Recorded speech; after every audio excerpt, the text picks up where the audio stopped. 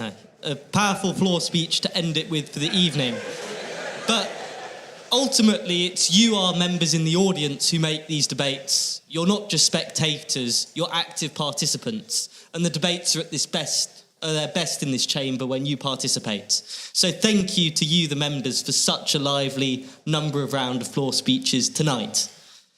Now we're moving to our final round of paper speakers. So in proposition of this motion, for the final time, we have Zack Polanski. Zack is the Deputy Leader of the Green Party, a member of the London Assembly, and was a delegate at COP26. Zack, you have the ears of the House.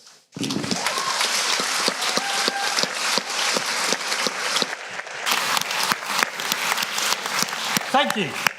I first want to start by admiring the passion of the abstention. That was one of the most articulate and excited abstentions I've ever heard, including the person up there on the balcony too. I've never seen someone on a balcony want to abstain before. That was a real passion too. Thank you. We've had a learned debate tonight. We've had Dante's Inferno, we've had Animal Farm, we've had Machiavelli. I want to push that up by talking about BBC Claudia Winkleman's The Traitors. Because the Labour Party are not 100% faithful.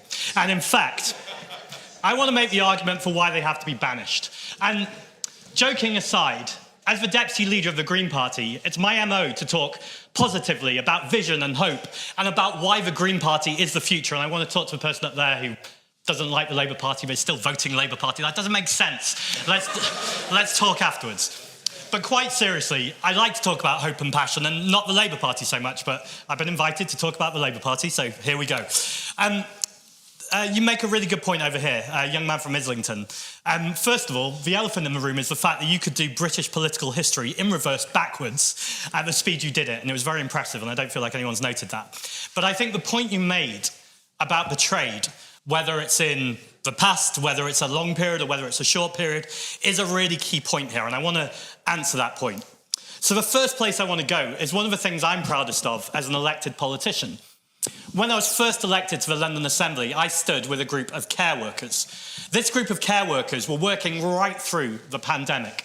They were working hard to keep our cities running when most of us were safe, locked up in our homes, keeping safe from COVID. They were out there every single day and they weren't given a lift to their wages. When they complained to the CEO about how hard they were working, they were offered cold pizza. Now, this group of care workers unionised. They got together with an amazing union called United Voices of the World. This union represents low-paid black and brown migrant workers across the city. They got in touch with me. Other politicians had ignored them and said, will you stand in solidarity? I know that when working class people, be they migrant workers or people wherever they're from, when they ask for solidarity, the only authentic response is to give it. So I turned up with them on the picket line, I brought TV news and media, and eventually they won. They are now among the highest paid care workers in London. And my point of this story is that trade unions work, solidarity works. At the same time, we had a Labour leader, and let's say that word one more time, a Labour leader, who was telling his MPs not to go on picket lines. He was saying that people who are preparing for government don't stand on picket lines. I'm sorry, as a representative politician, my number one job, and the clue's in the title, is to represent people.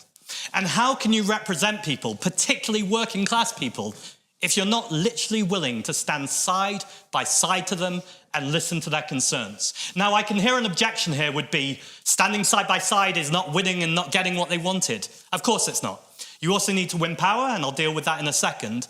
But ultimately, what are you winning power for if you're not listening to people? What are you winning power for if you don't have the vision, the hope, the tangible action plan for success? And Labour don't have that. And that's not just my words. You hear it all the time from the Labour shadow front bench. We're not offering a lot of hope. You know, it's quite hard, it's bleak. There's no money left. We keep hearing this phrase. There's no money left. Let me tell you, friends, I think you probably know this. There is a lot of wealth in this country. There is a huge amount of wealth in this country. And it is a political choice to not have a wealth tax, to not challenge the super rich multimillionaires and billionaires, but instead to implement austerity 2.0. I could end my speech here, I'm not going to, but I can't think of any stronger point than a Labour leader being prepared to carry on Thatcherism, Cameronism, Trussism, Sunakism. I haven't checked these isms, but they all work. But the point is this: the opposition is meant to oppose. Now, I know they've not been in government, but if you refuse to present an alternative vision, if your vision is just a little bit more of the same, but a little bit nicer, not quite as nasty, that's not okay. We heard the point over here from Chris about how the NHS had saved his life. Yet we have a shadow front bench who were talking about privatisation, who were talking about outsourcing. It is vital, both for the working class, but frankly for our entire population, that our public services remain public. I think it was someone over here who knocked. In fact, it was our fellow speaker, and thank you to the student speakers, by the way. I naturally agree over here more, but you were both great. We talk as if nationalisation is something impossible, as if it's this impossible dream. We had nationalisation. We privatised our water companies, and they got put in immense debt. That money was going to their shareholders and dividends. This is not some impossible dream or some wild idea. We can have the things we want if we choose to vote for them. Now, I'm in danger at this point of turning into a party political broadcast, and I'm not going to.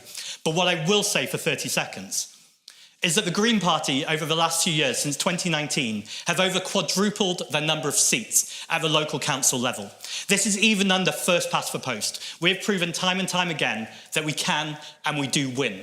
We are targeting seats, and those people in those seats, by voting Green all across the country, that is a vote to tackle the climate crisis. It's a vote to tackle the inequality crisis. It's not a cost of living crisis, by the way. Some people are doing perfectly well out of it. It's an inequality crisis. And it's a vote for proportional representation. Because the point over here about past Labour leaders losing, they didn't lose. Well, they did lose, that is true. Sometimes hear what you say and go, nah, don't agree with that. What lost, though, and where we all lose, is the broken first past the post voting system. That voting system that forces, yes, that does deserve a clap. Please.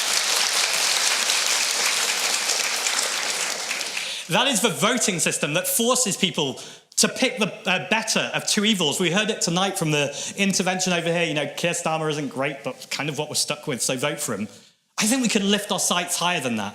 I think we can ask for more than that. I think we all deserve better than that, but no one deserves better than that.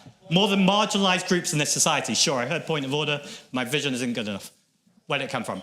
Hit me. Not literally, but...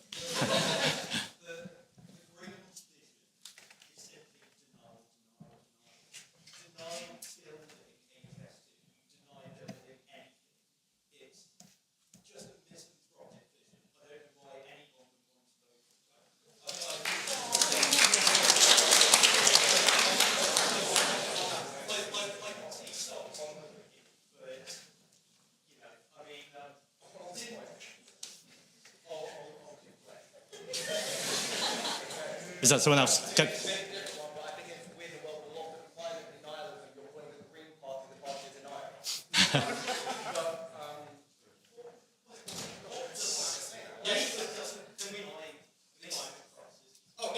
Mr. Polanski, continue with his speech. Sure. I'd love to respond to that directly. You were surrounded by a halo, but what you were saying was not angelic.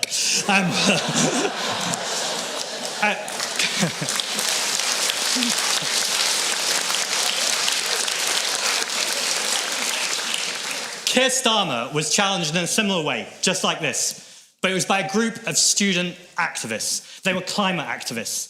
They put Keir Starmer on the spot and asked him about the very future of this planet, of ecological collapse, of climate breakdown. What was Keir Starmer's response, his instinctive response? I'm on the side of economic growth. Economic growth has destroyed this country. And in fact, when you look at GDP, even the person who created the idea or designed the idea of GDP says this is a terrible way to measure the well-being of a country.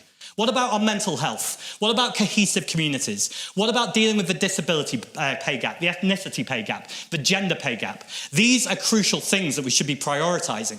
And when you talk about just build, build, build for the sake of it, it is a denial of the existential crisis we face. Point of order over here. How will you pay for your solutions to any of those problems? Thank you very much. So there's lots of ways, but one of the first ways we could look at is a wealth tax. If you do a 1% tax on the wealthiest 1%, that would raise about £75 billion a year that you could put straight back into green investment. Thank you very much. That's the thing I can ignore, right? No. We also need to look at things like a universal basic income, looking at how people can work differently, a 4-day working week. Because to conclude, Keir Starmer couldn't even define what the working class was. For me, it's very clear. It's people who don't have choice over their lives, who feel like they don't have power or autonomy about the things that they do. And I want to finish with this. You made the most important point tonight, intersectionality. There is no environmental justice without social, racial, and economic justice too. These things are all interconnected. And until we accept that in this country, we need a movement that is progressive, that is socially just, that cares about the planet, and is fiscally responsible, but only as much as we need to keep the economy moving, but does not prioritize it above the planet.